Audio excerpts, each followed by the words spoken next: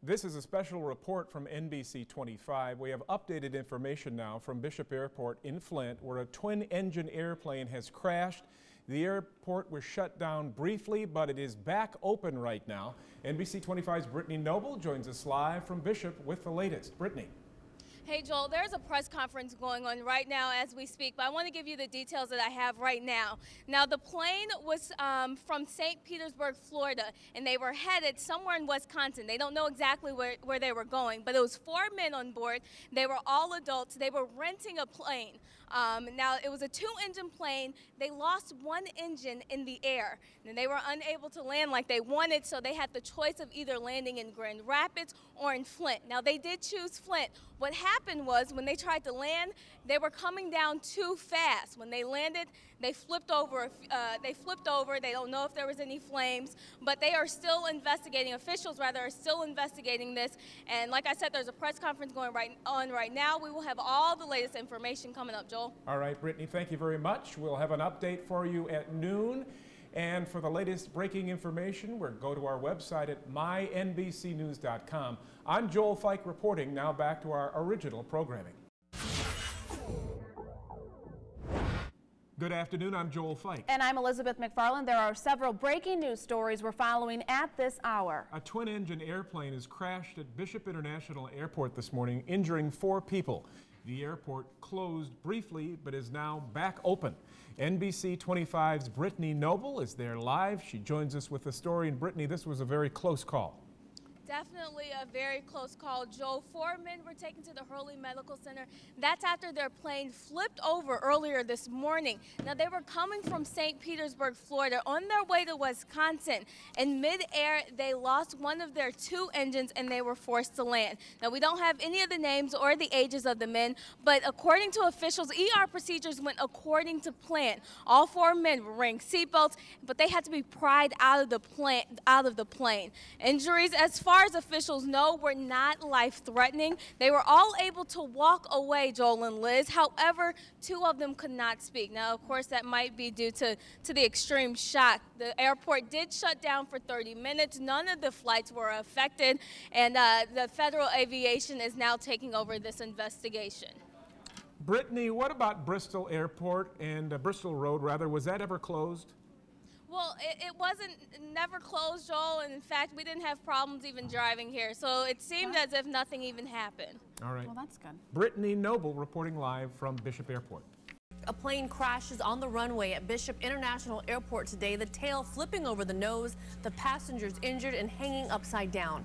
NBC 25's Dillon Collier has his private pilot's license. He's been following the story and joins us live at the airport tonight. Dillon, this plane lost an engine and the pilot had to make some fast decisions. That's correct, Jenny. It was a twin-engine Piaggio P-180, an Italian aircraft that, quite frankly, looks a lot like a space shuttle. The pilot was traveling well over 100 miles an hour when he tried to make this landing. He had lost one engine, so the plane was pulling in the direction of the one engine that was still on. They landed hard, they landed fast, flipped over. 4 people on board, 2 pilots and 2 passengers, somehow able to walk away. I put the bright lights of Christ around them, whoever was in the plane, that they were okay, and thank God they were. Around 9:40 Wednesday morning, shortly after taking off from Detroit to begin the final leg of a flight from St. Petersburg, Florida to West Bend, Wisconsin, the pilots of this $7 million aircraft lost power in one of 2 engines. The decision quickly made to land at Bishop. He used up most of the runway to actually get the plane onto the ground. Once he did, it was too fast to be controlled.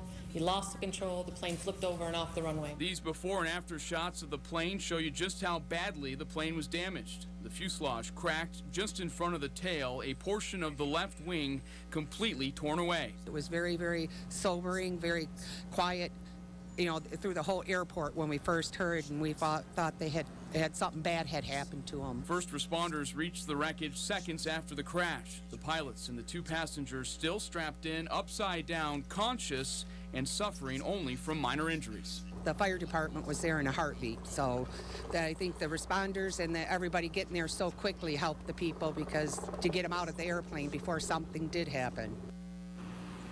And Jenny, one of the last flights of the night at Flint Bishop just took off behind it. You may have heard it a couple of minutes ago. All 4 men were rushed to Hurley Medical Center and are expected to be okay. One other thing of note, Flint Bishop has radar, something that not a lot of airports this size do. And by landing at Flint, this pilot was able to have clear airspace. The control tower was able to vector everybody away from the airport and get this pilot in for what they were hoping was a safe landing, but when it ended up being a good landing, as in everybody was able to walk away and survive this crash. Live in Flint, Dillon Collier, NBC 25 News. Dillon, with your experience as a pilot, just how difficult was this type of landing under the circumstances?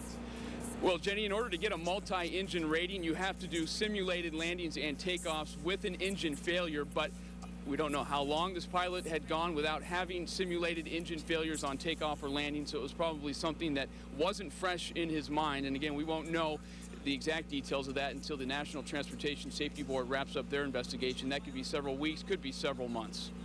All right, thank you, Dillon. Yeah. Moses.bz, a website that posts audio from police and fire scanners, captured audio from Bishop's control tower and rescue crews on the ground. For the rescue vehicles, I'm not sure what runway he's going to be able to land. Just remain clear of all the runways. He's been given a clearance to land on any runway. 4344 copy. 44, expedite to the aircraft vehicle, crashed vehicle. He's flipped over. Expedite to the vehicle or the aircraft.